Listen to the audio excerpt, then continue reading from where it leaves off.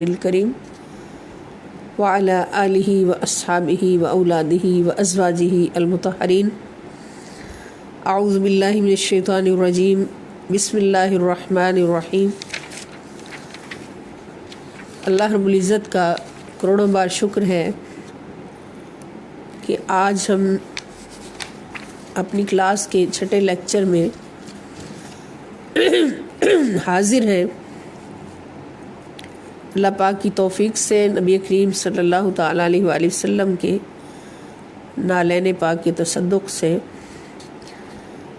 اللہ پاک ہماری ان حاضریوں کو قبول فرمائیں اور ہمیں قرآن کریم اور احادیث نبویہ صلی اللہ تعالیٰ علیہ وآلہ وسلم سے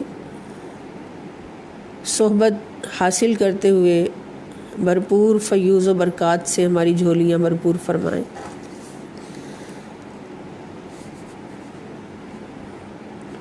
تو لیکچر کا پہلا پورشن ہم شروع کرتے ہیں۔ آج ہمارے پاس دو الفاظ جن کو ہم نے سمجھنا ہے اور جو قرآن کریم میں سینکڑوں بار آتے ہیں، بار بار ریپیٹ ہوتے ہیں۔ ان میں سے پہلا لفظ ہے عطا۔ عطا اس کا مطلب ہے کہ اس نے دیا، عطا کیا۔ اس پر تھوڑی سی بات کل بھی ہوئی تھی جب انا اعطینا پر بحث ہوئی تھی۔ تو ایک عطا ہوتا ہے لفظ اور ایک عین طوئے الف عطا ہوتا ہے، معنی دونوں کا ہی دینا ہے، لیکن جہاں عین تو الف آ جائے اس عطا کا مطلب ہوتا ہے کسی کو بطور گفٹ دے دینا، مالک کو مختار کر دینا، اور اس عطا کا مطلب ہے دینا۔ یہ لفظ قرآن کریم میں 271 مرتبہ استعمال ہوا ہے، 271 ٹائمز قرآن کریم میں آیا ہے، اپنی مختلف صورتوں میں، مختلف صیغوں میں، جس میں ایک صیغہ ہے آتینا۔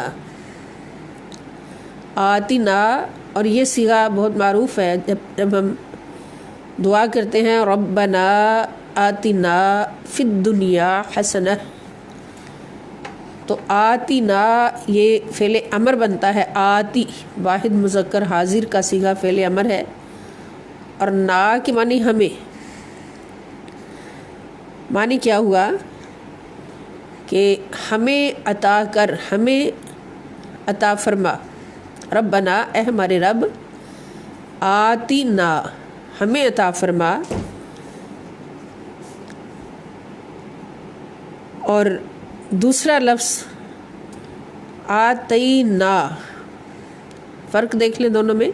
ایک ہے آتینا، اس کا مطلب ہے تو ہمیں عطا فرما، گیو اس، اور عطینا، عطینا جو ہے یہ عطا سے، جو پہلا صیغہ ہم نے پڑھا عطا، اس سے جمع متکلم کا صیغہ ہے، فعل ماضی۔ عطینا ہم نے عطا کیا، وی گیو، انگلش میں اس کو کہیں گے وی گیو۔ عطینا ہم نے عطا کیا۔ اور ایک لفظ آتا ہے اس سے ریلیٹ، آتو۔ آتو یہ آتی کا جمع کا صیغہ ہے۔ آتی جو آپ نے پڑھا آتینا، آتی واحد ہے اور آتو جو ہے یہ جمع ہے۔ اس کا مطلب ہے تم سب دو۔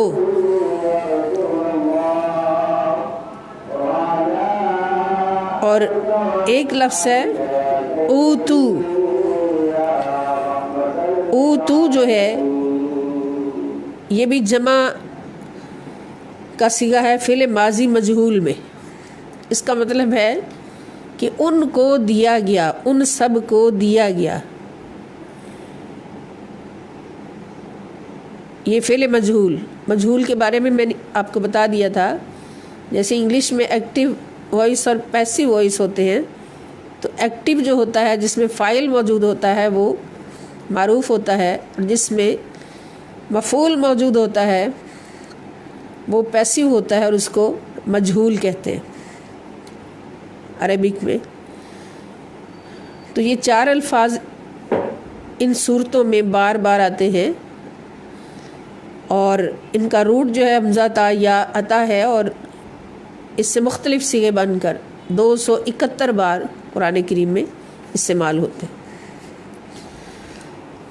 اور دوسرا لفظ ہے الہ۔ الہ یہ حرف جر ہے۔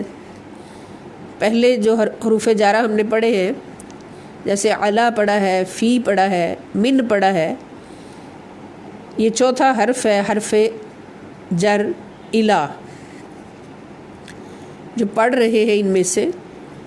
تو الہ کا حرف جو ہے یہ قرآن کریم میں 742 مرتبہ استعمال ہوا ہے، 742 ٹائمز قرآن کریم میں یہ حرف آیا ہے مختلف صورتوں میں، اور یہ ہمیشہ کسی ضمیر یا اسم کے ساتھ مل کر ہی استعمال ہوتا ہے۔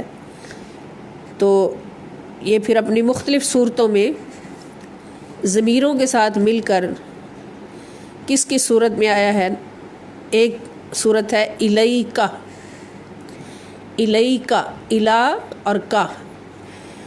اس کا مطلب ہے، کا کا معنی میں نے آپ کو بتایا تھا، کا کے معنی ہے تو ایک مرد، واحد مذکر حاضر کی ضمیر ہے، تو ایک مذکر، الیکا تیری طرف مذکر کے لیے، اور اگر الیکی ہو جائے، کاف کے نیچے زیر آ جائے تو پھر ہو جائے گا تیری طرف اے مؤنث، یعنی اس کو مؤنث بنانا ہو تو کی کر دیں، مذکر بنانا ہو تو کا کر دیں۔ کا واحد مذکر حاضر کی ضمیر ہے اور کی جو ہے یہ واحد مؤنث حاضر کی ضمیر ہے، اور یہی ضمیر جب ہم نماز میں بیٹھ کر، یہاں مجھے بات یاد آ گئی، نماز میں بیٹھ کر تشہد میں التحیات پڑھتے ہیں تو التحیات کے اندر اپنے نبی صلی اللہ تعالیٰ علیہ وآلہ وسلم کو سلام پیش کرتے ہیں، اور جب سلام پیش کرتے ہیں تو اس کے اندر یہی ضمیر آتی ہے واحد مذکر حاضر کی۔ جب ہم کہتے ہیں اللہ کا حکم ہے اور فرض ہے، اس کے بغیر نماز نہیں ہوتی، اگر یہ ایک جملہ بھی خدا نخواستہ کوئی نماز سے نکال دے تو نماز زندگی بھر قبول نہیں ہوگی۔ اور وہ جملہ کیا ہے؟ السلام علیکہ ایھا النبی ورحمۃ اللہ وبرکاتہ۔ السلام علیکہ کا یہ ضمیر ہے واحد مذکر حاضر کی، یعنی اے نبی صلی اللہ علیہ وسلم آپ کو سلام ہو، آپ کو سلام ہو، واحد مذکر حاضر جو حاضر ہے میرے سامنے، جو موجود ہے جہاں میں نماز پڑھ رہی ہوں یا پڑھ رہا ہوں وہاں پر موجود ہے، آپ کو میرا سلام ہو۔ اور سلام جس کو کیا جاتا ہے اس کا زندہ ہونا بھی لازم ہے، شرط، اور سن کر جواب دینا بھی شرط ہے، ہوش و حواس میں ہونا بھی شرط ہے۔ تو جب ہم اللہ کے حکم سے السلام علیکہ ایھا النبی کہتے ہیں تو خدا کی قسم ہم گواہی دیتے ہیں اللہ کے حضور بیٹھ کر کہ اے نبی صلی اللہ علیہ وسلم آپ ہر جگہ حاضر بھی ہیں اللہ کے حکم سے، آپ زندہ بھی ہیں، اور ہر کسی کا سلام سن کر جواب بھی عطا فرماتے ہیں۔ یہ ساری شرائط ہوں تو سلام ہوتا ہے۔ جب اللہ پاک نے حکم دیا کہ نماز میں بیٹھ کر کہو السلام علیکہ ایھا النبی، کہ اے نبی آپ کو سلام ہو، تو اس جملے نے یہ تصدیق کر دی کہ اللہ رب العزت ہمیں فرما رہے ہیں کہ میرا نبی ہمیشہ زندہ ہے، ہمیشہ ہر جگہ موجود ہے، اور ہمیشہ تمہارا سلام سن کر جواب دیتا ہے۔ اور نماز کہیں ایک جگہ نہیں پڑھی جاتی بلکہ پوری دنیا میں نماز پڑھی جاتی ہے، تو جہاں جہاں نماز پڑھی جاتی ہے وہاں وہاں یہ سلام جاری رہتا ہے، اور نماز سے کو وقفہ بھی نہیں آتا، پوری دنیا میں نماز ہر لمحہ چلتی ہے۔ تو اس طرح نبی کریم صلی اللہ تعالیٰ علیہ وسلم کو سلام کرنے میں بھی کوئی وقفہ نہیں آتا، ہر گھڑی حضور کی بارگاہ میں سلام پیش ہوتا ہے پوری دنیا سے، اور پوری دنیا میں جہاں جہاں بھی کوئی ہے وہاں سے سلام کرتا اور حضور جواب عطا فرماتے۔ تو اس کا مطلب حضور علیہ الصلوۃ والسلام سے دنیا خالی نہیں ہے، دنیا کا کوئی گوشہ بھی ذات مصطفیٰ صلی اللہ علیہ وسلم سے خالی نہیں ہے۔ بس عقیدہ یہ ہے کہ اللہ رب العزت کی یہ طاقت اپنی ہے، ذاتی ہے، اور نبی کریم صلی اللہ تعالی وسلم کو یہ طاقت اللہ پاک نے عطا فرمائی ہے۔ حضور کی یہ طاقت عطائی ہے، ذاتی نہیں ہے۔ ذاتی مانیں گے تو شرک ہوگا۔ تو الیکا تیری طرف مذکر، الیہی ہی کی ضمیر بھی آپ کو پہلے بتائی جا چکی ہے، واحد مذکر غائب کے لیے ہی یا ہو، الیہی اس کی طرف مذکر۔ اگر الیہا ہو جائے ہا الف ہا تو ہا کی ضمیر مؤنث کے لیے ہے، الیہا اس مؤنث کی طرف، الیہم الا طرف، ہم جمع مذکر غائب، ان سب کی طرف مذکر، اور یہ صیغہ مذکر و مؤنث اگر جمع ہو اکٹھے تو ان سب کے لیے بھی آ جاتا ہے۔ الینا ایک لفظ ہے، الینا تو نا کے معنی کیا ہے؟ ہم، ہماری طرف۔ اب یہ الا جو ہے یہ مختلف صورتوں میں مختلف ضمیروں کے ساتھ مل کر یہ 472 بار قرآن کریم میں استعمال ہوتا ہے۔ تو ان الفاظ کو اگر ہم یاد کر لیں گے، سمجھ لیں گے، ان کا فہم پوری طرح حاصل کر لیں گے تو انشاءاللہ جہاں جہاں یہ الفاظ آئیں گے ہمارے لیے مشکل نہیں ہوگی، بار بار ریپیٹ ہوں گے۔ یہ ہمارا پہلا پورشن تھا۔ اب اس کلاس کا دوسرا پورشن جو ہے وہ حدیث مبارکہ۔ عن عبد اللہ بن مسعود رضی اللہ تعالی عنہما ان النبی صلی اللہ علیہ وسلم قال سباب المسلم فسوق وقتالہ کفر، متفق علیہ۔ حضرت عبداللہ ابن مسعود رضی اللہ تعالی عنہما سے روایت ہے، ان النبی صلی اللہ علیہ وسلم کہ نبی کریم صلی اللہ تعالی علیہ وآلہ وسلم نے قال فرمایا، نبی کریم صلی اللہ تعالی علیہ وآلہ وسلم نے فرمایا، سباب المسلم فسوق، سباب کا مطلب ہوتا ہے گالی دینا، گالی گلوچ کرنا، المسلمی کسی مسلمان کو، فسوق فسق ہے، کسی مسلمان کو گالی دینا فسق ہے، یعنی گالی دینے والا کون ہوا؟ فاسق، فاسق۔ وقتالہ، قتال کا مطلب ہے جنگ کرنا، لڑنا، لڑائی کرنا، ہو اس کے ساتھ، یعنی ہو کی ضمیر کس کے لیے؟ مسلم کے لیے، مسلمان کے ساتھ لڑائی کرنا، جنگ کرنا، کفر، کفر ہے۔ یعنی نبی کریم صلی اللہ تعالیٰ علیہ وآلہ وسلم نے یہ فرما دیا کہ اگر کوئی مسلمان کو گالی دیتا ہے، مسلمان بھائی کو گالی دیتا ہے تو وہ فاسقین میں شمار ہو جاتا ہے، گالی دینے والا فاسق ہے۔ اور فاسق کہتے ہیں جو اللہ تعالیٰ کی انتہائی نافرمانی کرنے والا ہو۔ اور اگر کوئی کسی مسلمان سے لڑتا ہے، جنگ کرتا ہے تو یہ کفر ہے۔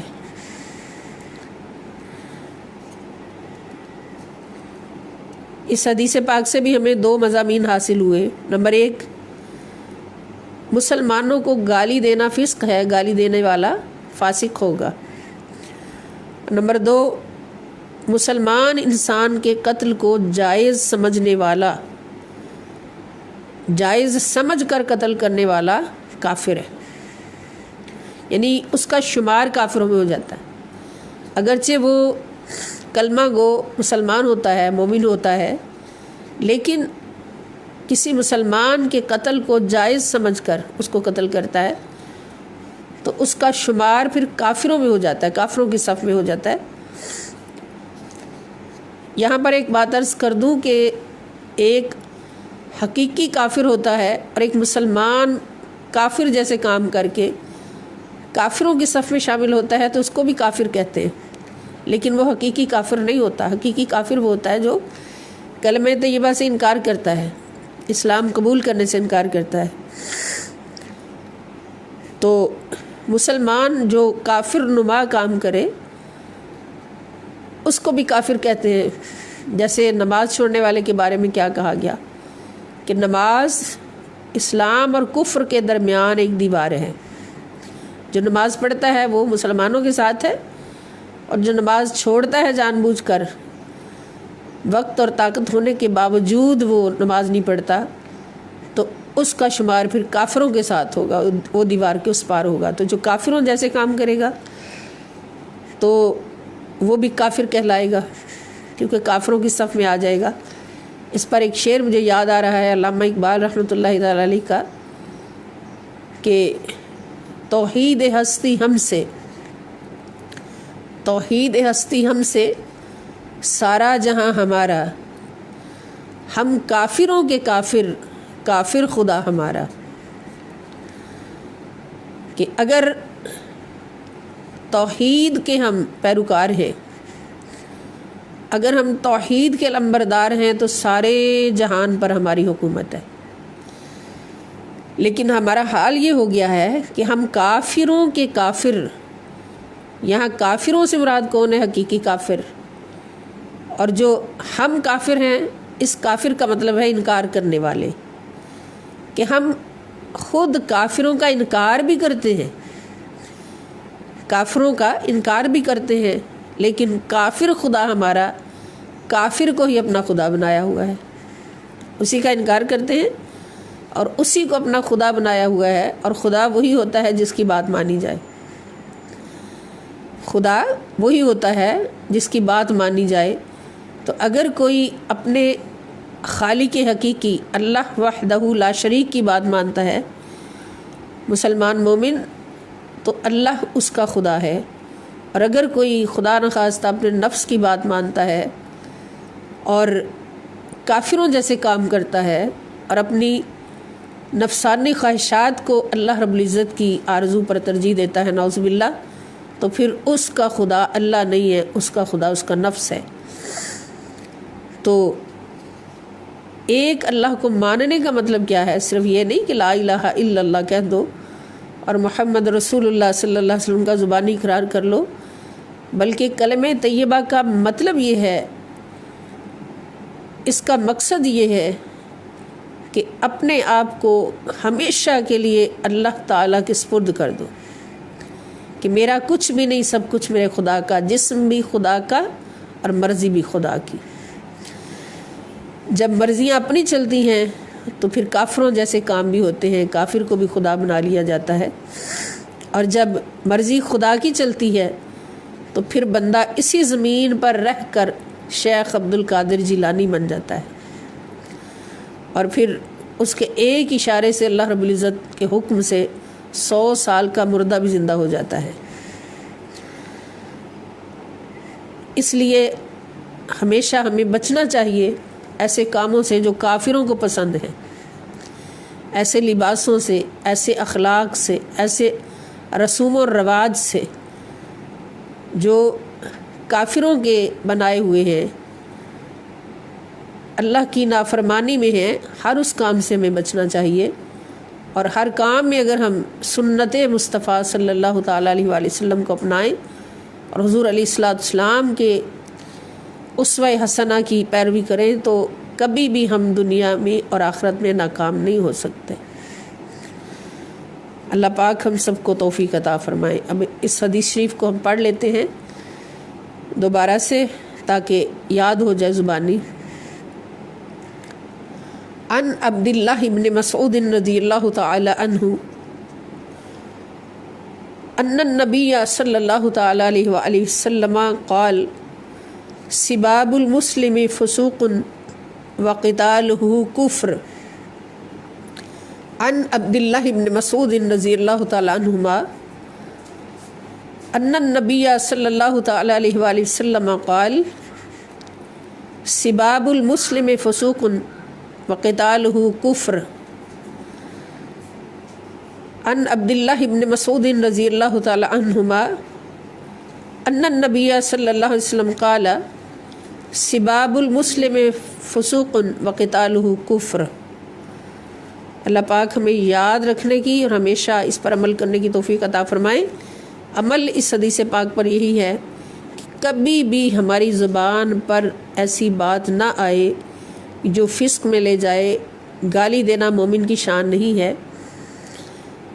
گالی دینے والے کو اللہ تعالیٰ کبھی بھی پسند نہیں فرماتے اور وہ اللہ کی رحمت سے بہت دور ہو جاتا ہے جو دوسروں کو گالی دیتا ہے. اور مسلمان کو قتل کرنا تو اس کی سزا جہنم ہے. یہ اتنا بڑا گناہ کبیرہ ہے کہ بے گناہ کسی کو قتل کرنا، ناحق قتل کرنا، تو اس کی سزا جو ہے وہ جہنم ہے.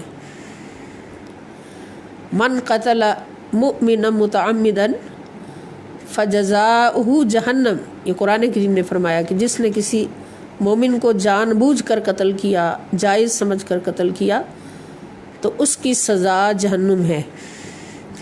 تو پھر ان لوگوں کا کیا حال ہوگا کہ جنہوں نے ایک نہیں کئی قتل کیے ہوں گے اور جائز سمجھ کر قتل کیے اور ان پر نادم بھی نہیں ہوئے.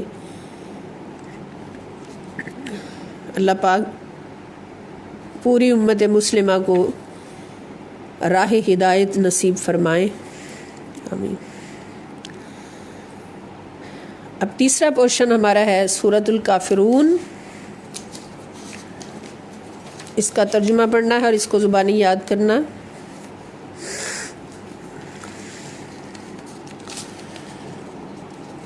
بسم اللہ الرحمن الرحیم. قل یا ایہا الکافرون لا اعبد ما تعبدون ولا انتم عابدون ما اعبد ولا انا عابد ما عبدتم ولا انتم عابدون ما اعبد لکم دینکم ولی دین. صدق اللہ العظیم. ابھی سورہ کافرون میں الفاظ 26 ہیں، 26. سورت کا نمبر 109 109. آیات اس کے اندر 6 ہیں. حروف اس کے اندر 94 ہیں، 94. اور اس کا دور نزول مکی ہے. رکوع اس کے اندر 1، سجدہ کوئی نہیں، اور پارہ نمبر ہے 30. یہ اس کا تعارف ہے. اب اس کے ترجمہ کی طرف آئیں. قل، قل یہ فعل امر ہے. اس کا مطلب ہے کہہ دو. واحد مذکر حاضر کے لیے پہلا صیغہ قل، کہہ دو. یہ نبی کریم صلی اللہ تعالی علیہ وآلہ وسلم سے اللہ پاک فرما رہے ہیں یا ایہا الکافرون. یا ایہا جہاں بھی آئے گا قرآن کریم میں اس کا مطلب ہوگا اے. یہ حرف ندا ہے. اے الکافرون، کافرو. اب دیکھیں ترجمے میں کوئی مشکل ہو رہی. بہت سارے الفاظ ایسے ہیں جو اردو میں بھی استعمال ہوتے ہیں. لا نہیں، اعبدو میں عبادت کرتا. اعبدو یہ عبادہ سے، یہ لفظ غالباً ہم نے پڑھا ہے پیچھے الفاظ کی ڈیفینیشن میں. اعبدو پڑھا تھا. تو اعبدو یہ واحد متکلم کا صیغہ ہے فعل مضارع میں. فعل مضارع واحد متکلم کہ میں عبادت نہیں کرتا. ما جس کی تعبدون تم عبادت کرتے ہو، میں ان کی پوجا نہیں کرتا جن کی تم پوجا کرتے ہو. اب تعبدون یہ آپ پڑھ چکے ہیں پیچھے تا کا مطلب ہے تم، واو نون سب، اور درمیان میں عبد عبادت، عبادت کے لیے. تو معنی کیا ہوا؟ تم سب عبادت کرتے ہو، یعنی جن کی تم سب عبادت کرتے ہو ان کی میں عبادت نہیں کرتا. ولا انتم، واو اور لا نہیں، انتم تم سب، عابدون، عابدون یہ بھی عبد سے ہی نکلا ہے، عابد فاعل کے وزن پر. عابد کا مطلب ہے عبادت کرنے والا، فاعل وہی ہوتا ہے جو کام کرنے والا ہوتا ہے، مفعول ہوتا ہے جس پر کام واقع ہوتا ہے. تو عابد کا مطلب ہے عبادت کرنے والا، اور معبود کا مطلب ہے جس کی عبادت کی جائے، یعنی اللہ رب العزت معبود ہے اور بندہ عابد ہے. تو عابد کی جمع ہے عابدون. تم سب عبادت کرنے والے نہیں ہو، ما جس کی، اعبدو میں عبادت کرتا ہوں، یعنی تم سب اس کی عبادت کرنے والے نہیں ہو جس کی میں عبادت کرتا ہوں.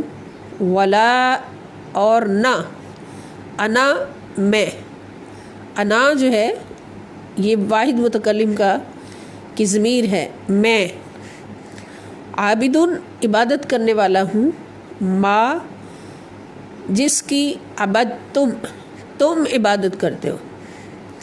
عبدتم یہ بھی عبد سے ہی صیغہ نکلا ہے، تو اس میں تم جو ہے اس کا معنی اردو میں بھی تم ہی ہوگا. عبدتم تم عبادت کرتے ہو جس کی، اس کی میں عبادت کرنے والا نہیں.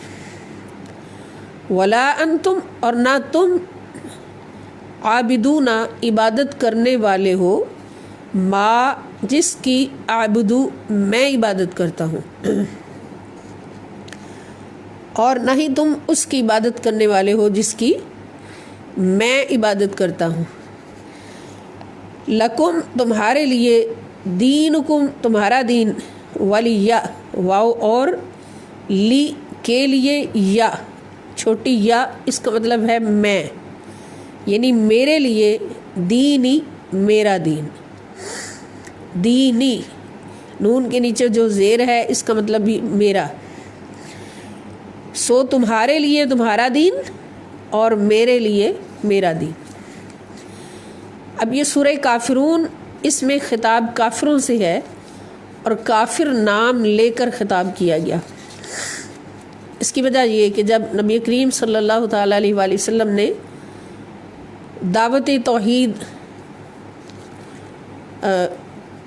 پیش کی قریش مکہ کے سامنے، تو بہت سارے لوگ تھے جو اس کو ماننے کے لیے تیار نہیں تھے.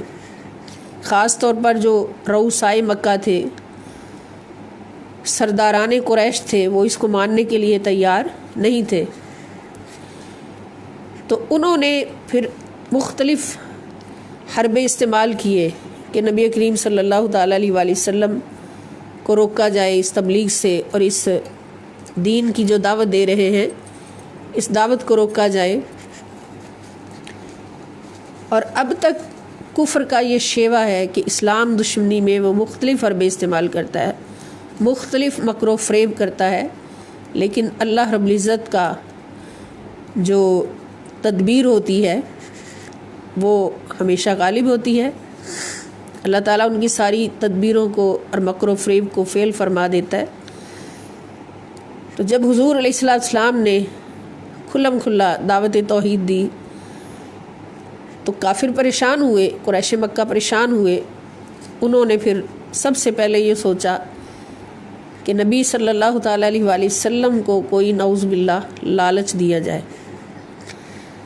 تو اس سلسلے میں وہ حضرت ابو طالب رضی اللہ تعالیٰ عنہ سے ملے اور جا کے کہا کہ آپ کا بھتیجا ایک نیا دین پیش کر رہا ہے، ایک نئے خدا کی دعوت دے رہا ہے، اور ہم اس کو ماننے کے لیے تیار نہیں، اور اگر اس کی کوئی طلب ہے تو ہم ہر طلب پوری کرنے کے لیے تیار ہیں، بس وہ اس دین کی دعوت چھوڑ دے. اگر وہ بادشاہت چاہتا ہے تو ہم اس کو حکومت دیتے ہیں، بادشاہ بناتے ہیں. اگر وہ خوبصورت لڑکیوں سے شادی کرنا چاہتا ہے تو ہم اس کے لیے بھی تیار ہیں، حسینائیں پیش کر دیتے ہیں، مال و دولت کی طلب ہے تو وہ بھی ہم ڈھیر لگا دیتے ہیں۔ حضرت ابو طالب رضی اللہ تعالیٰ عنہ نے جب یہ بات نبی پاک صلی اللہ علیہ وسلم کے سامنے پیش کی تو حضور علیہ السلام نے آگے سے کیا فرمایا کہ چچا جان، میں اللہ کا نبی ہوں، آخری نبی ہوں، میں دین بیچنے والا نہیں۔ آقا نے فرمایا کہ اگر یہ لوگ میرے ایک ہاتھ پر سورج رکھ دیں اور دوسرے ہاتھ پر چاند رکھ دیں تو میں ایک ذرہ بھی دعوت توحید میں سستی نہیں کرنے والا۔ یہ بادشاہتوں کی بات کرتے ہیں، حسیناؤں کی بات کرتے ہیں، اگر یہ لوگ میرے ایک ہاتھ پر سورج اور دوسرے پر چاند رکھ دیں تب بھی میں ایک ذرہ بھر بھی دعوت توحید میں سستی کرنے والا نہیں، اور انشاءاللہ یہ دعوت جاری رہے گی۔ جب وہ اس لحاظ سے بھی مایوس ہو گئے کہ یہاں لالچ یا کوئی پیشکش کام نہیں آئے گی، تو پھر انہوں نے دوسرا رخ اختیار کیا کہ سرداران قریش، جن میں ولید بن مغیرہ بھی تھا اور اوس بن وائل تھا اور باقی سردار تھے، تو انہوں نے آ کے نبی کریم صلی اللہ تعالیٰ علیہ وآلہ وسلم کے پاس یہ کہا کہ آپ ایک نیا دین لے کر آئے ہیں اور ہمارے خدا اور ہیں، آپ کسی اور خدا کی دعوت دے رہے ہیں، تو اس طرح اگر اسی طرح سلسلہ چلتا رہا تو پھر ہمارا انتشار اور افتراق بڑھتا جائے گا۔ جب ہمارا ہی یہ قبیلہ، ہماری قوم انتشار کا شکار ہو گئی تو پھر دوسری قوموں کو ہمارے اوپر حملہ کر کے ہمیں زیر کرنے کا موقع مل جائے گا۔ اس لیے ہم ایسے کرتے ہیں کہ مل کر ایک بات طے کر لیتے ہیں کہ ایک سال ہم آپ کے خدا کی عبادت کریں اور دوسرا سال آپ ہمارے خداؤں کی عبادت کریں۔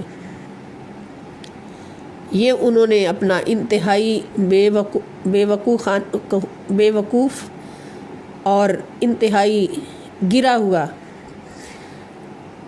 ایک پیشکش کی، تو نبی کریم صلی اللہ تعالیٰ علیہ وآلہ وسلم نے کیا فرمایا کہ اس کے بعد حضور علیہ السلام حرم کعبہ میں تشریف لائے اور سارے رؤسائے قریش وہاں موجود تھے، سرداران قریش موجود تھے، تو حضور علیہ السلام نے ان کو جس خطاب سے پکارا وہ کیا تھا؟ یا ایھا الکافرون، یعنی ان کی اصل شکل ان کو دکھا کے کہ تم سب کافر ہو، اور کافر کون ہے؟ جو میرے خدا کو نہیں مانتا، اور جس خدا کو میں مانتا ہوں اس کو جو نہیں مانتا وہ کافر ہے، اور کافر کی بات اللہ کا نبی مان لے، یہ کیسے ہو سکتا ہے؟ تو حضور نے یا ایھا الکافرون اللہ کے حکم سے ان کو پھر خطاب کر کے فرمایا کہ تم سب کافر ہو، اور کافر کے خدا کو ماننا یہ ہو نہیں سکتا، اور مجھے یہ بھی پتہ ہے کہ تم کبھی بھی میرے خدا کو نہیں مانو گے، میں تمہارے خداؤں کو کبھی بھی ماننے والا نہیں، لیکن مجھے یہ بھی پتہ ہے کہ تم میرے خدا کو کبھی بھی نہیں مانو گے، اس لیے تمہارا راستہ الگ ہے اور میرا راستہ الگ ہے۔ لکم دینکم ولی دین، کہ تمہارے دین میں میرا دین نہیں آ سکتا اور میرے دین میں تمہارے دین کی آمیزش کبھی بھی نہیں ہو سکتی، اس لیے آج سے تمہارا راستہ الگ اور میرا راستہ الگ، آئندہ ایسی کوئی دعوت لے کر میرے پاس نہیں آنا۔ تب یہاں پر نبی کریم صلی اللہ تعالیٰ علیہ وآلہ وسلم نے ہمیں یہ پیغام عطا فرما دیا اللہ رب العزت نے حضور کے وسیلے سے کہ دین اسلام وہ دین ہے کہ جس کے اندر کسی اور دین کی آمیزش نہیں ہو سکتی۔ دین اسلام کا راستہ سارے ادیان سے الگ ہے، اس لیے کہ اس کے اندر نہ جھوٹ ہے، نہ دھوکہ ہے، نہ فریب ہے، نہ حسد ہے، نہ بغض ہے، نہ قتل و غارت ہے، نہ ظلم و دہشت گردی ہے، نہ بت پرستی ہے، نہ بے حیائی اور بے غیرتی ہے۔ اگر ان چیزوں میں سے کوئی چیز اس دین میں شامل کر دی گئی یا پسند کر لی گئی مسلمانوں کی طرف سے تو پھر یہ دین ان کے لیے خالص نہیں رہا اور وہ اس دین کے لیے خالص نہیں رہے، جیسے آج کے دور میں ہو رہا ہے کہ حرام کو حلال منوانے کے لیے اپنی مرضی کے مسائل گھڑ لیے جاتے ہیں۔ حرام کی کثرت کی طلب ہوتی ہے اور اس میں حلال ہونے کے طریقے ڈھونڈے جاتے ہیں کہ کس طرح سے یہ حلال ہو جائے، ہماری مرضی سے حلال ہو جائے۔ اور پھر مسلمان کے لیے ایک بہت بڑا لمحہ فکر ہے کہ دین اسلام اس کے اندر رہ کر اگر کوئی کافروں جیسی بات کرتا ہے تو وہ نبی پاک صلی اللہ تعالیٰ علیہ وآلہ وسلم سے دور ہو جاتا ہے، کیونکہ حضور نے فرما دیا کہ لکم دینکم ولی دین۔ اس دین میں رہنے والا کبھی بھی غیر کی آرزو نہیں کرتا، وہ ہمیشہ آرزو کرتا ہے تو اپنے رب کی آرزو کرتا ہے۔ اس سے میں پتہ چلا کہ ہماری ذات میں اگر غیر دین کوئی بات آتی ہے، خدا نخواستہ ہمارے اخلاق و کردار میں، ہمارے اعمال میں، ہمارے رسوم و رواج میں، ہماری آرزوؤں میں، ہماری حسرتوں میں کوئی بھی بات غیر دین آتی ہے تو پھر ہم دین کے لیے مخلص نہیں رہتے۔ ہمارا دین جو ہوتا ہے وہ پھر الگ ہو جاتا ہے، اس میں غیر کی آمیزش ہو جاتی ہے۔ اور دنیا کا کوئی محبوب ہو تو وہ اپنی محبت میں کسی کی انٹرفیئر پسند نہیں کرتا۔ اپنا دنیا کا کوئی محبوب ہو تو اپنے عاشق سے یہ برداشت نہیں کرتا کہ وہ کسی اور کو اس محبت میں شامل کرے۔ تو جب ہم خدا سے محبت کا دعویٰ کرتے ہیں، رسول خدا صلی اللہ علیہ وسلم سے محبت کا دعویٰ کرتے ہیں، تو وہاں پھر غیر کی محبت کی آمیزش کیسے ہو سکتی ہے؟ اور اس غیر کی محبت سے مراد کسی مسلمان یا مومن یا ولی کامل کی محبت نہیں ہے۔ اس غیر کی محبت سے مراد اس بندے کی محبت ہے یا اس راستے کی یا اس دین کی محبت ہے جو اللہ تعالیٰ کو ناپسند ہے، اللہ سے دور ہے۔ اور جو اللہ کو پسند ہیں، اللہ کے پسندیدہ بندے ہیں، اللہ کے پسندیدہ راستے ہیں، اللہ کی پسندیدہ اعمال ہیں، ان کی محبت ہی اصل میں اللہ کی محبت ہے۔ اب اس کا مطلب یہ نہیں کہ اللہ پاک فرمائے کہ صرف مجھ سے عشق کرو، اگر عبد القادر جیلانی کا نام لیا تو پھر میں تمہیں چھوڑ دوں گا، نعوذ باللہ۔ صرف مجھ سے عشق کرو، اگر داتا علی حجویری کا نام لیا تو پھر تو میرے کچھ نہیں لگتا، نعوذ باللہ۔ یہ بات نہیں ہے۔ بات یہاں ہے کہ ان سے محبت کرو جن سے خدا محبت کرتا ہے، ان کو اپنا محبوب بناؤ جن کو خدا نے اپنا محبوب بنایا ہے اور اللہ کے محبوب حقیقت میں ہیں۔ قرآن کریم میں اللہ پاک ارشاد فرماتے ہیں نا نبی پاک صلی اللہ علیہ وسلم سے کہ قل ان کنتم تحبون اللہ فاتبعونی یحببکم اللہ ویغفر لکم ذنوبکم واللہ غفور الرحیم۔ قل، اے میرے نبی صلی اللہ علیہ وسلم آپ فرما دیجئے، ان کنتم تحبون اللہ، اگر تم اللہ سے محبت کرنا چاہتے ہو، اللہ رب العزت کو اپنا محبوب بنانا چاہتے ہو، فاتبعونی، تو آؤ اللہ کے رسول صلی اللہ علیہ وسلم یعنی میری پیروی کرو، میرا اتباع کرو۔ اور خدا کی قسم اتباع نہیں ہو سکتا بغیر محبت اور عشق کے، کیونکہ اتباع کا مفہوم ہی یہی ہے کہ کسی کو اپنا محبوب ایسا محبوب بنا لینا کہ اس کے ہر عمل سے محبت ہو جائے، اس کے اٹھنے بیٹھنے سے محبت ہو جائے، اس کے ہر ایکشن سے محبت ہو جائے، اس کے لباس سے محبت ہو جائے، اس کی حرکات سے محبت ہو جائے، اس کو اتباع کہتے ہیں۔ اس کی ذات سے محبت ہو جائے۔ تو اللہ پاک کیا فرماتے کہ اگر خدا کو محبوب بنانا چاہتے ہو تو آؤ مصطفیٰ سے ایسی محبت کرو، ایسی محبت کرو کہ تمہیں سوائے مصطفیٰ کے کوئی نظر ہی نہ آئے۔ پھر اس کا نتیجہ کیا ہوگا؟ اب محبت کی حضور سے تو اللہ نے اس کے نتیجے میں کیا عطا فرمایا کہ یحببکم اللہ، اللہ خود تم سے محبت کرے گا، اللہ تعالیٰ خود تم سے محبت کرے گا۔ تو معلوم ہوا کہ جو اللہ کے محبوب صلی اللہ علیہ وسلم سے محبت کرتے ہیں، عشق کرتے ہیں، حضور کے عشق میں غرق ہو جاتے ہیں، تو اللہ تعالیٰ ان کو اپنا محبوب خود بنا لیتا ہے۔ ان کو کہنے کی ضرورت نہیں پڑتی کہ اللہ تو ہم سے محبت کر، بلکہ وہ تو تڑپ رہے ہوتے ہیں کہ اللہ ہم تیرے عاشق بن جائیں، ہمیں اپنا عشق عطا فرما۔ تو اللہ پاک فرماتے تم نے عشق کے لیے چنا اس کو ہے کہ جو میرا بھی معشوق ہے، میرا بھی محبوب ہے، تو آؤ اب تم میرے محبوب ہو گئے، تم میرے معشوق ہو گئے، میں تمہارا عاشق ہو گیا۔ تو اللہ ان کا عاشق ہو جاتا ہے جو اللہ کے محبوبوں کے عاشق ہو جاتے ہیں، اور یہی سلسلہ پھر اولیاء کاملین پر چلتا ہے کہ جو اللہ کے کسی ولی سے محبت کرتا ہے تو اللہ تعالیٰ اس سے محبت کرتا ہے، جو اللہ کے کسی غلام سے محبت کرتا ہے، کسی عالم بعمل سے محبت کرتا ہے، صالحین سے محبت کرتا ہے، شہداء سے محبت کرتا ہے، تو وہ اللہ تعالیٰ کا محبوب ہو جاتا ہے۔ اس لیے کہ اس محبت کی بنیاد تو اللہ کی محبت ہے نا۔ محبت کرنے والے نے جو محبت کی ہے تو اس نے اپنی ذاتی غرض سے نہیں، یا اس محبوب کے ساتھ کوئی غرض سے نہیں، اس نے جس غرض سے محبت کی ہے وہ فقط اور فقط اللہ تعالیٰ کی محبت ہے۔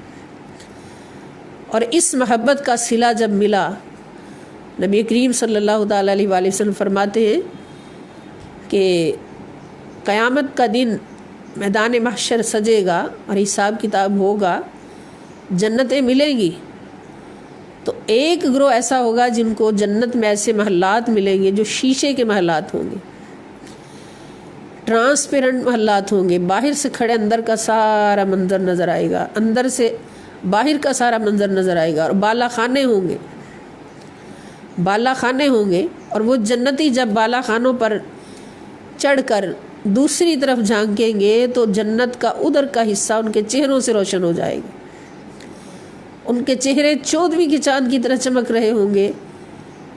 تو پوچھنے والے جب پوچھیں گے کہ یہ کون سے نیکوکار ہیں، انہوں نے کون سی نیکی کی، تو بتایا جائے گا کہ یہ وہ خوش نصیب ہیں جنہوں نے فقط دنیا میں رہتے ہوئے فقط محبت کی تو صرف اللہ کے لیے کی، کسی سے محبت کی تو ذاتی غرض سے نہیں، دنیاوی غرض سے نہیں، بلکہ اللہ تعالیٰ کی خاطر محبت کی، کسی کو چھوڑا تو اللہ کی خاطر چھوڑا، کسی کو کچھ عطا کیا تو اللہ کی رضا کے لیے، اور کسی کو عطا کرنے سے رکے تو اللہ کی رضا کے لیے۔ یہ وہ خوش نصیب ہیں۔ تو اللہ پاک ہمیں اپنی رضا میں چلنے والا اور اپنے دین کو خالص رکھنے والا بنائے۔ اللہ کے دین میں ہم کوئی بھی آمیزش نہ کریں، کبھی بھی اپنی خواہشات کو بھی قربان کریں، اپنی آرزوؤں کو قربان کریں، ہر غرض کو قربان کر دیں صرف اللہ کے دین کے لیے، اللہ کی رضا کے لیے، پیارے مصطفیٰ کے لیے صلی اللہ علیہ وسلم، تو پھر ہم اس پر پورا اتریں گے۔ لکم دینکم ولی دین، برملا کہہ دیں کافر سے کہ کافر ہماری طرف نظر اٹھا کے نہ دیکھنا کہ ہم تیری باتوں میں آ جائیں گے یا تیرے رسم و رواج قبول کر لیں گے، تیرے لیے تیرا دین اور ہمارے لیے ہمارا دین۔ اللہ پاک ہمیں توفیق عطا فرمائے۔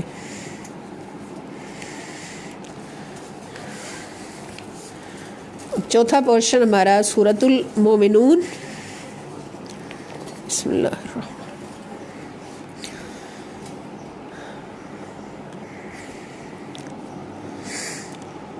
سورۃ المومنون میں آج ہم نے آیت نمبر 54 پڑھنی ہے۔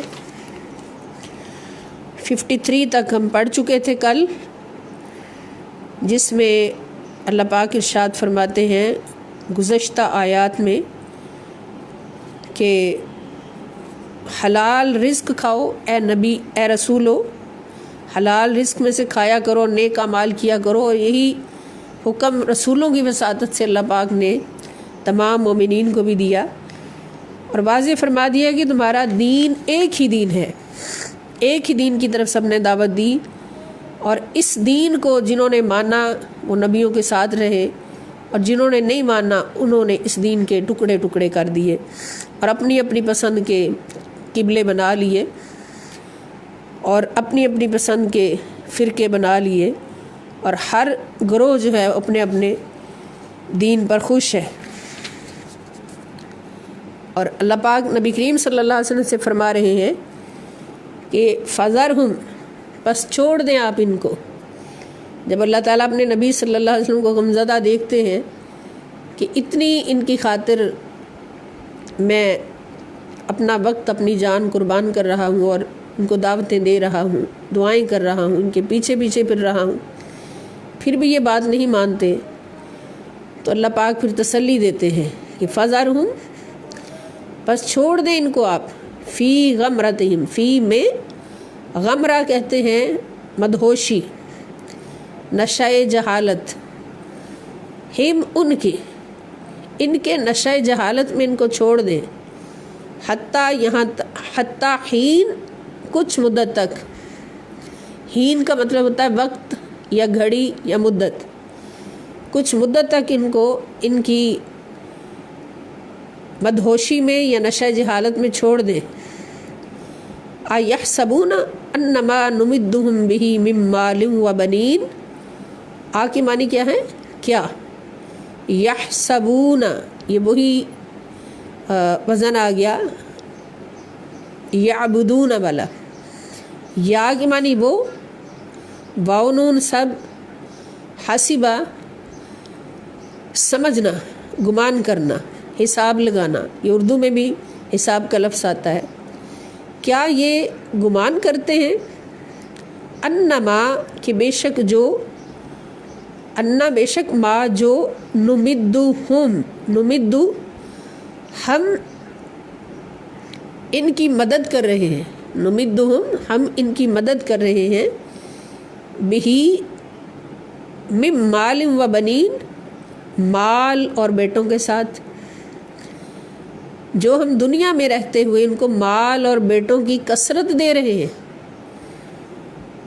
ایک مقام پہ اللہ پاک فرماتے ہیں انما الاموال والاولاد فتنہ، بے شک مال اور اولاد آزمائش ہے انسان کے لیے۔ تو ان کو جو مال اور بیٹوں کی کثرت دے رہے ہیں، ان کی ہم مدد کر رہے ہیں، نسارع لہم فی الخیرات، نسارع کیا ہم ان کو جلدی جلدی دے رہے ہیں، لہم ان کو، فی الخیرات بلائیاں، کیا ہم ان کو بلائیاں جلدی جلدی فراہم کر رہے ہیں، بل لا یشعرون، بلکہ ان کو تو شعور ہی نہیں کہ ہم تو ان کی آزمائش میں اضافہ کر رہے ہیں، ان کو مال و دولت کی کثرت دے کر، چونکہ یہ نافرمان ہیں اور نافرمانیوں میں حد سے اتنا بڑھ گئے کہ ماننے کی طرف آتے ہی نہیں، تو پھر ان کی آزمائش ہم اس طرح سے کر رہے ہیں کہ جن چیزوں کی وجہ سے یہ ہمارا انکار کر رہے ہیں، ہم وہ چیزیں اور کثرت سے ان کو دے رہے ہیں۔ تو کیا سمجھ آئی کہ جب ایک نافرمان بندہ ہو، ظالم ہو، اور اس کو پھر اللہ کی طرف سے نعمتوں کی کثرت ملتی جائے، تو اس میں اس کی بلائی نہیں ہوتی، اللہ کی محبت نہیں ہوتی، بلکہ اس میں اللہ کا غصہ ہوتا ہے۔ بعض اوقات ہم کہہ دیتے ہیں، عوام کہہ دیتے ہیں کہ اتنا یہ ظالم ہے، اس کی پکڑ کیوں نہیں آتی، اتنا یہ ظلم کرتا ہے تو اس کو سزا کیوں نہیں ملتی، اتنا ہی اس کو اور زیادہ اللہ تعالیٰ نواز رہے، اور زیادہ اللہ پاک دے رہے ہیں۔ تو اللہ پاک نے فرما دیا کہ ان کو پھر نعمتوں کی کثرت دینا، مال اور اولاد کی کثرت دینا، یہ ان کی آزمائش ہے، ان کی آزمائش میں اضافہ کرنا ہے، لیکن ان کو اس بات کا شعور نہیں۔ آگے اللہ پاک فرماتے کہ ان الذین ہم من خشیت ربہم مشفقون، ان الذین بے شک جو لوگ، ہم وہ، من سے، خشیتی، خشیت ہوتا ہے خوف زدہ ہونا، ڈرنا، ربہم اپنے رب کی، مشفقون لرزتے رہتے ہیں، بے شک وہ لوگ جو اپنے رب کے خشیت میں، رب کے خوف میں لرزتے رہتے ہیں اور اللہ سے رو رو کے دعائیں مانگتے رہتے ہیں۔ والذین، اور وہ لوگ، اور جو لوگ، ہم وہ، بآیات ربہم یؤمنون، بآیات ربہم، اپنے رب کی آیات پر، یؤمنون، ایمان لاتے ہیں۔ پہلی نشانی کہ اپنے رب کے خوف میں ہر وقت لرزتے رہتے ہیں کہ کوئی غلطی نہ ہو جائے، کوئی خطا نہ ہو جائے۔ اور دوسری نشانی کہ اپنے رب کی آیات پر پختہ ایمان لاتے ہیں، کسی بھی آیت کا انکار نہیں کرتے۔ اور آیت کا انکار کیا ہوتا ہے کہ اللہ رب العزت نے جو حکم دیا ہو، نعوذ باللہ، کروڑ بار نعوذ باللہ، اس کو ماننے سے مسلمان انکار کر دے کہ میں نے یہ نہیں کرنا، بلکہ پریکٹیکلی کر کے دکھا دے کہ یہ عمل میں نے نہیں کرنا، بلکہ میں نے یہ کرنا جو میری پسند کا ہے۔ تو ان ایمان والوں کی شان کیا ہے جو اللہ کے خوف میں لرزتے رہتے ہیں، کہ وہ اللہ کی ہر آیت پر ایمان لاتے ہیں، اللہ تعالیٰ کے ہر حکم کو آمنا و صدقنا کہہ کر دل و جان سے تسلیم کرتے ہیں۔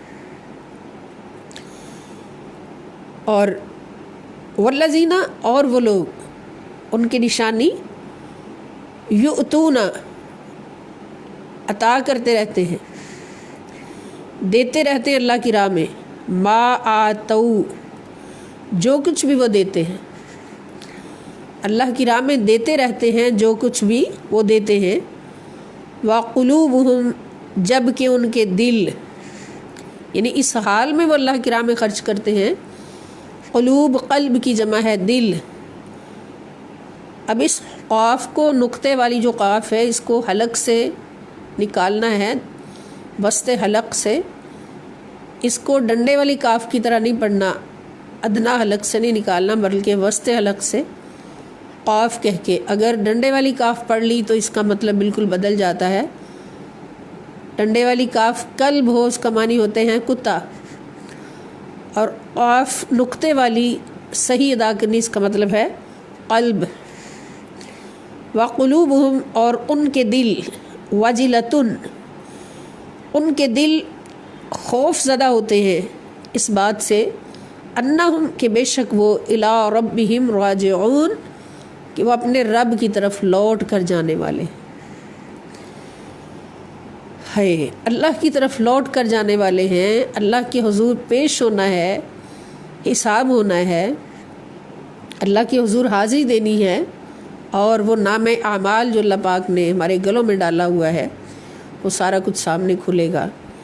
اور جس کو اس ایک بات پر یقین ہو جائے کہ نامہ اعمال میرے گلے میں ہے، ما یلفظ من قول الا لدیہ رقیب عتید، قرآن کہتا ہے کہ انسان ایک لفظ بھی جو بولتا ہے وہ اس میں لکھا جاتا ہے، کرامن کاتبین اس کو لکھ لیتے ہیں، پھر کبھی بھی کوئی انسان غلط نہ بولے،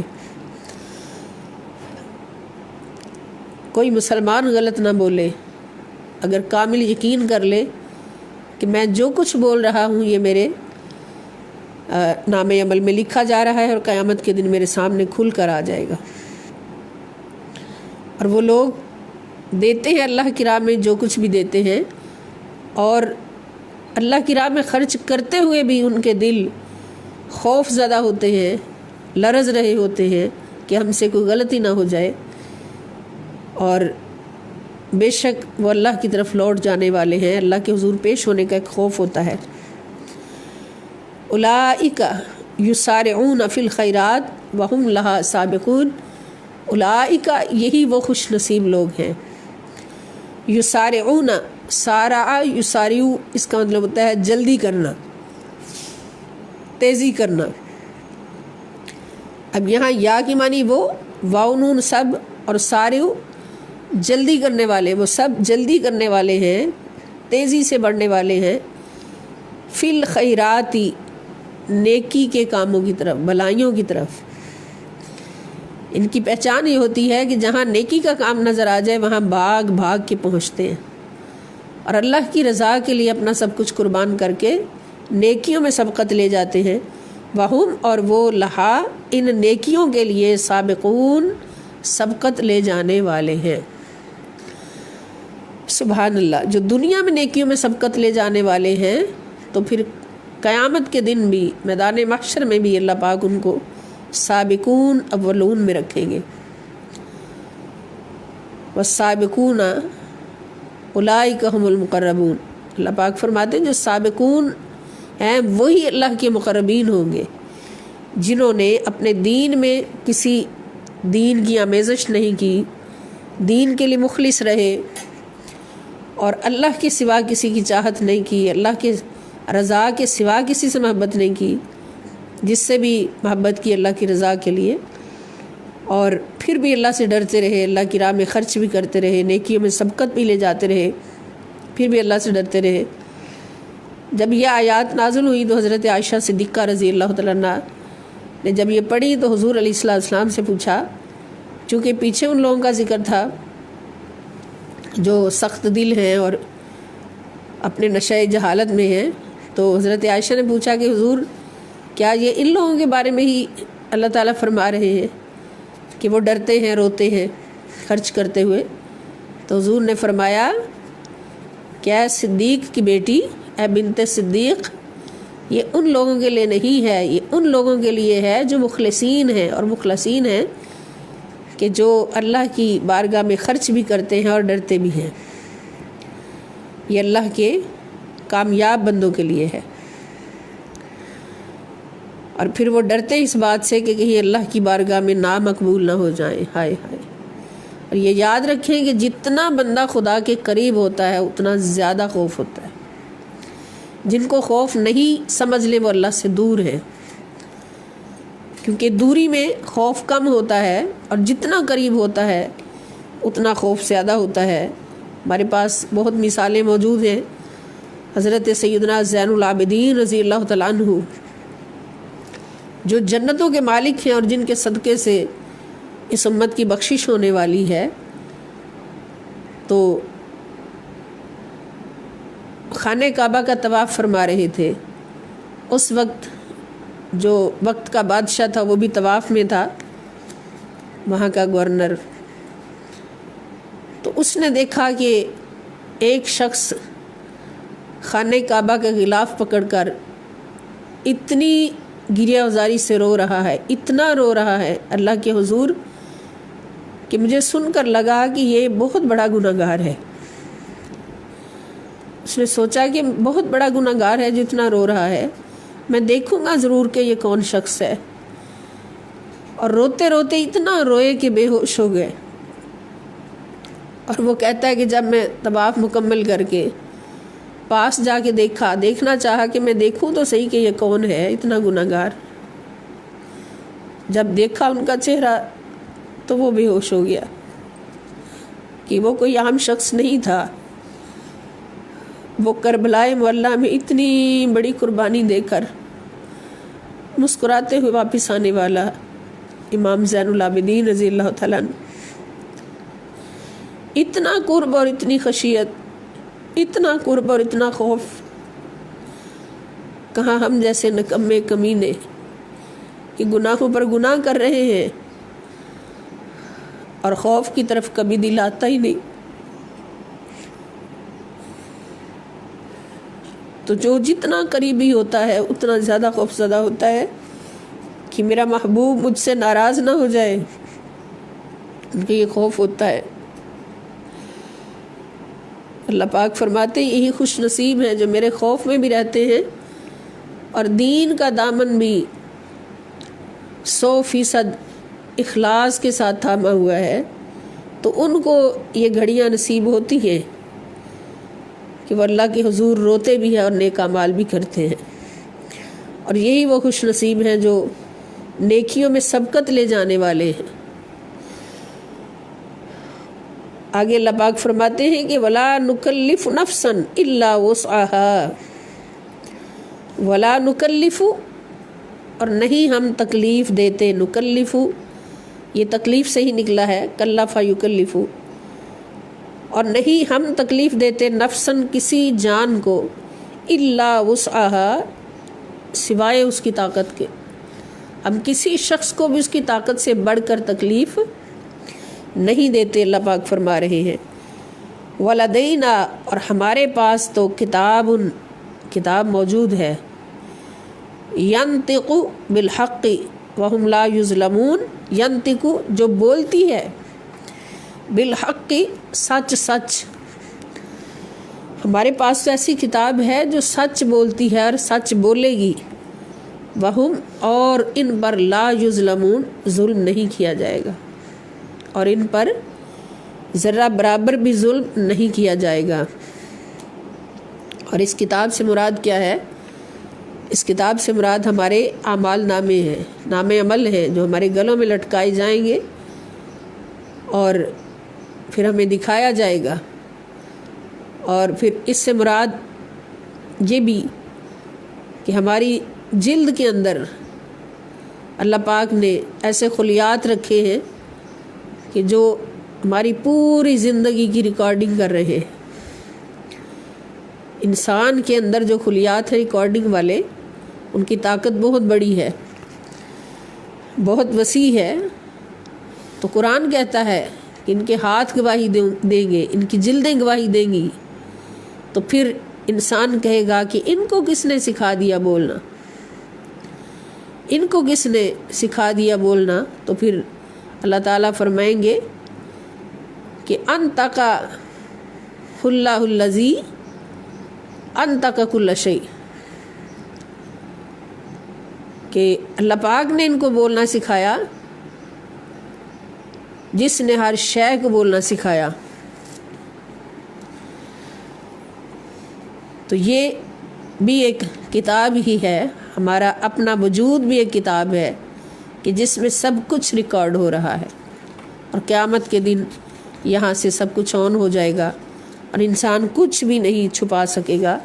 اس لیے آج سمجھ لینا چاہیے ہمیں کہ ہم نے اچھا بولنا ہے،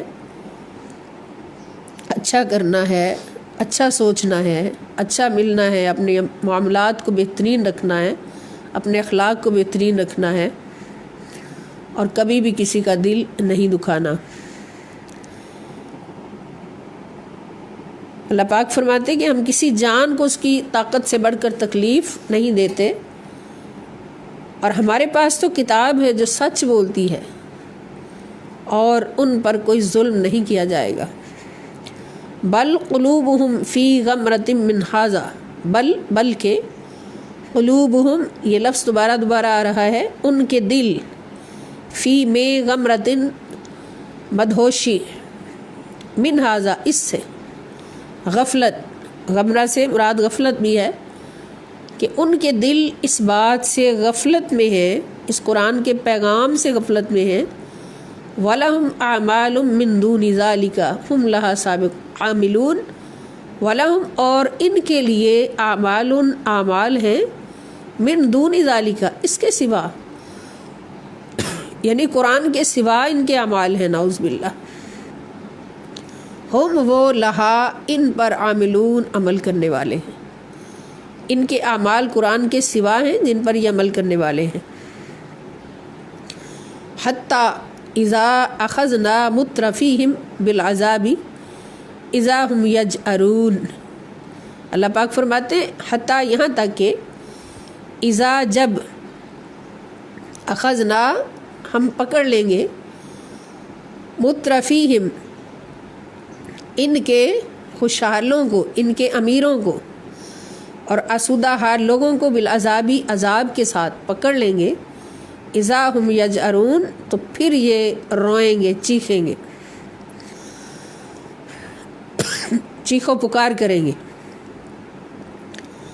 پھر اللہ تعالیٰ فرماتے کہ لا تجأروا اليوم، ہم انہیں کہیں گے کہ مت رو آج کے دن، لا تجأروا مت رو الیوم آج کے دن، اب نہ رو، اب وقت گزر گیا، انکم بے شک تم، منا ہماری طرف سے، من سے، نا کے معنی ہماری، لا تنصرون تمہاری کوئی مدد نہیں کی جائے گی،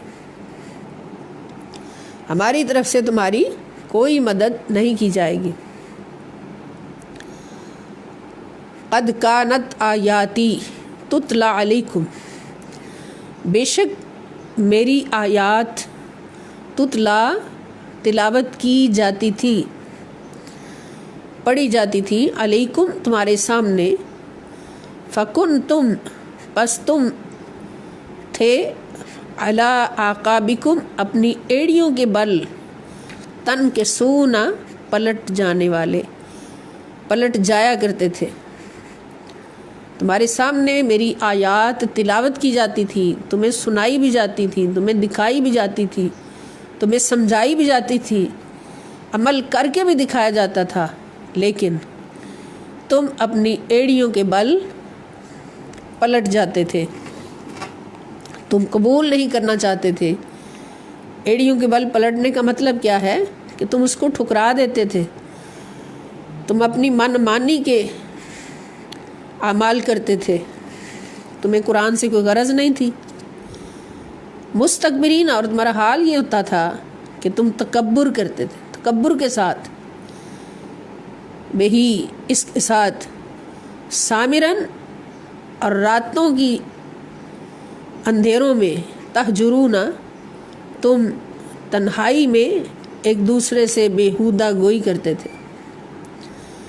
سامرن چاندنی رات کو بھی کہتے ہیں، یعنی راتوں میں، راتوں کے لمحات میں، تہجرون تم تنہائی میں بیہودہ گوئی کرتے تھے، ایک دوسرے کو گالیاں دیتے تھے، دشمنوں کو، مسلمانوں کو گالیاں دیتے تھے۔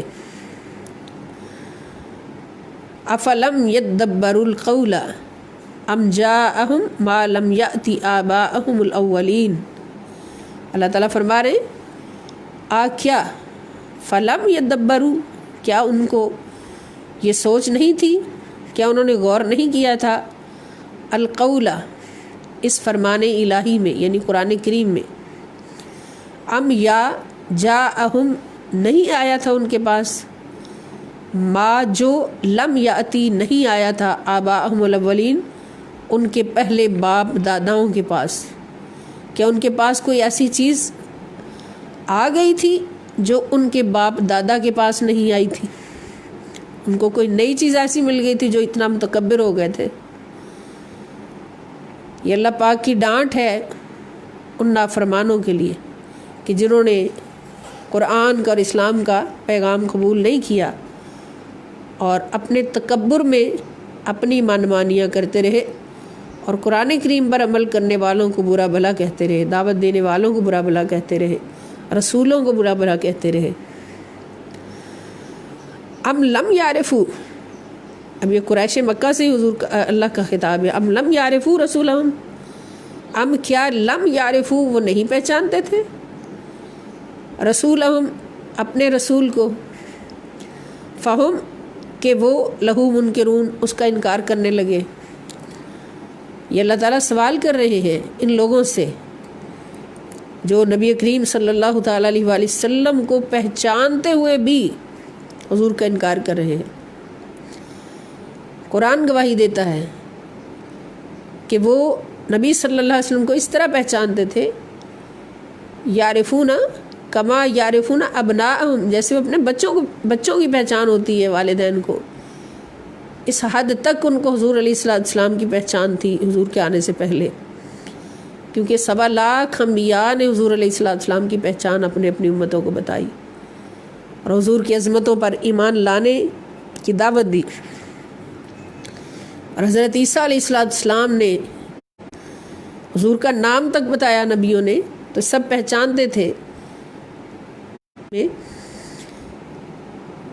شام کی طرف تجارت کے لیے جاتے ہیں حضرت ابو طالب کے ساتھ، تو وہاں پر جو راہب ملتا ہے وہ حضور علیہ السلام کو دیکھتے ہی پہچان جاتا ہے، اور حضرت ابو طالب سے کہتا ہے کہ ان کو دوبارہ ادھر نہیں لے کے آنا، میں ان کے اندر آخری نبی کی نشانیاں دیکھ رہا ہوں۔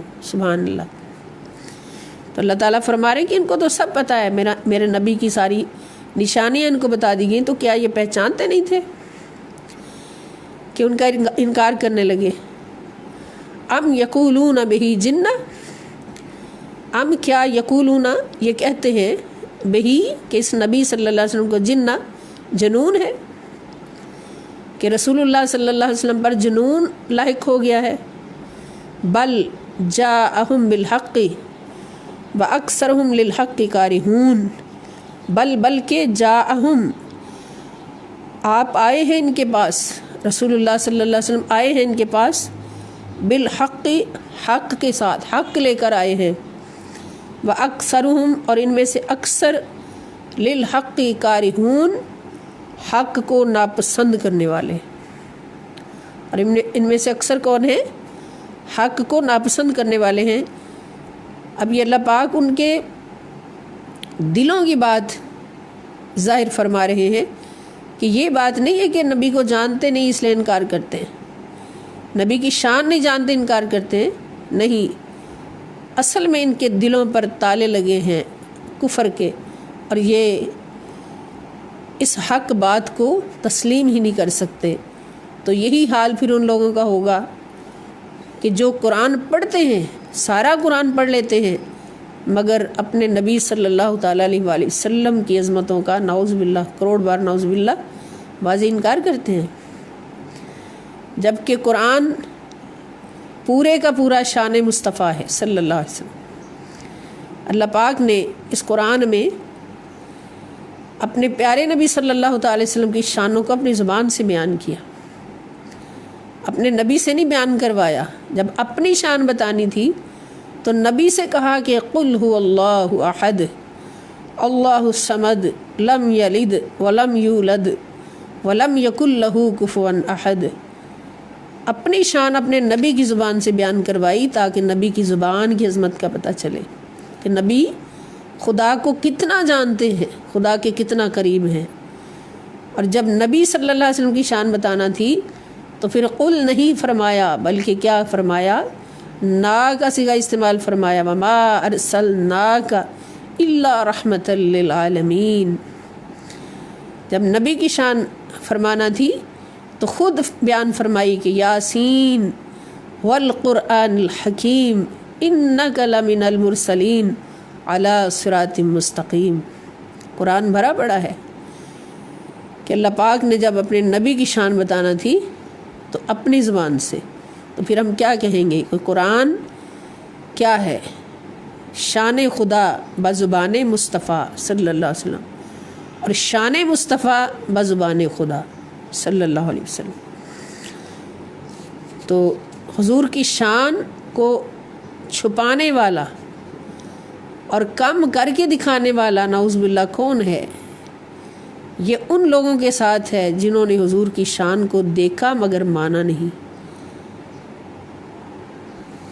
کافر نما عمل سب سے بڑا اور سب سے بڑا منافق بھی قرآن میں اسی کو کہا گیا، جو نبی پاک صلی اللہ علیہ وسلم کی شان دیکھتا ہے قرآن میں مگر اس پر پردے ڈالتا ہے۔ منافق کی سب سے بڑی پہچان یہی ہے کہ وہ اپنے نبی کی شان و عظمت کو دیکھتا ہے قرآن میں مگر اس پر پردے ڈالتا ہے۔ تو اللہ پاک فرما رہے ہیں ان کی بیماری یہی ہے کہ یہ حق کو قبول نہیں کرنا چاہتے۔ حق کیا ہے؟ حق نبی کی عظمتوں کو ماننا ہے۔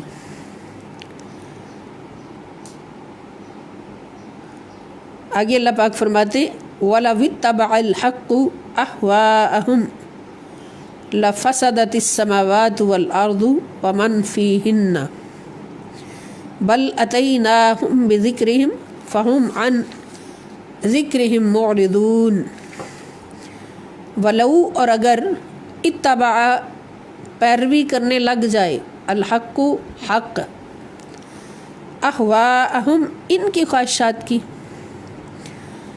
اگر حق تعالیٰ ان کی خواہشات کی پیروی کرتا، لفسدت تو ضرور فساد پیدا ہو جاتا، السماوات والارض آسمانوں اور زمینوں میں، آسمان اور زمینیں فساد کا شکار ہو جاتے، ومن فیہن اور جو کچھ بھی ان کے اندر ہے وہ سب کچھ فساد کا شکار ہو جاتا۔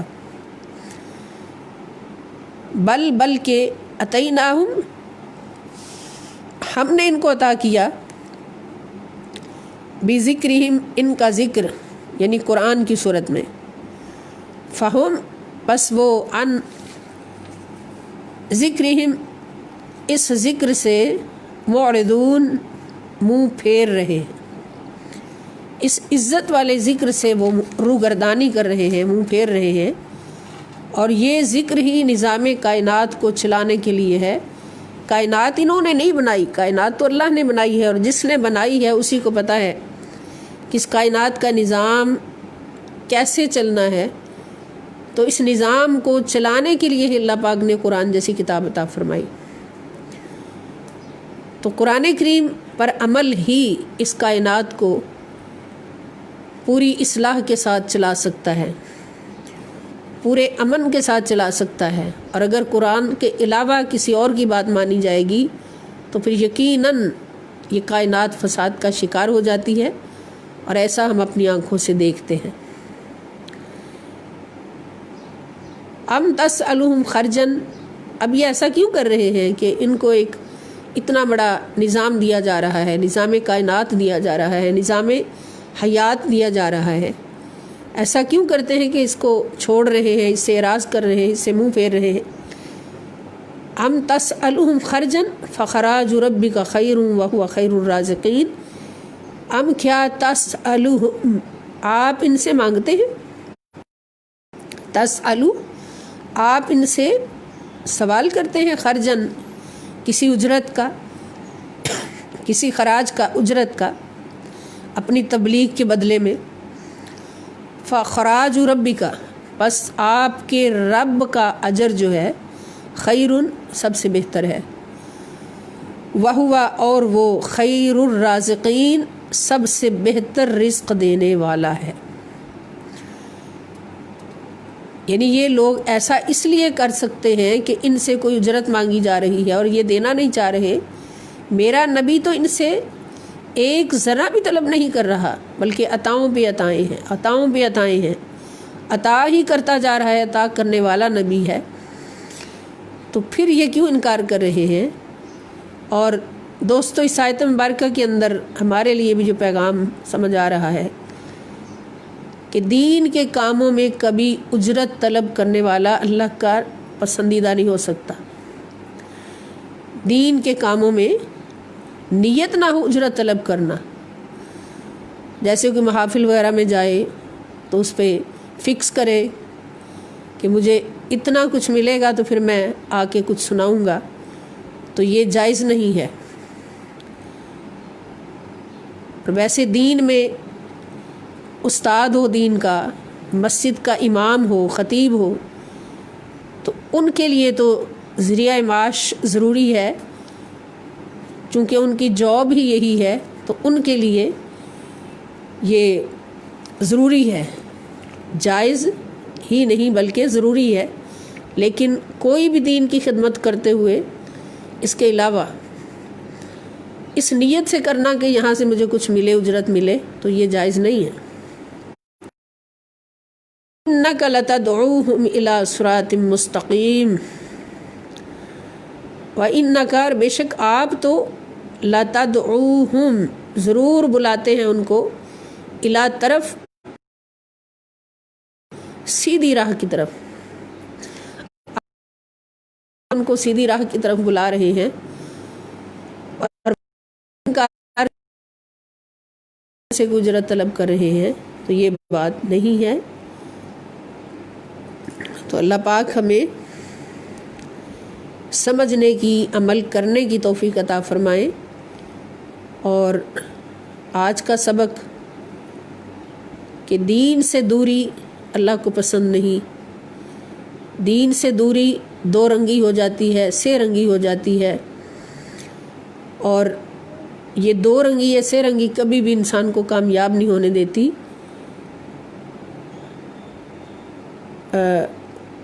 اس لیے ہمیں کوشش کرنا ہے کہ اپنے اعمال، اپنے اخلاق اور اپنے کردار کو یک رنگ رکھیں۔ جیسے علامہ اقبال نے فرمایا کہ دو رنگی چھوڑ کر یک رنگ ہو جا، دو رنگی چھوڑ کر یک رنگ ہو جا، سراسر موم یا پھر سنگ ہو جا۔ تو دو گھاٹ سے پانی پینے والا کبھی کامیاب نہیں ہوتا۔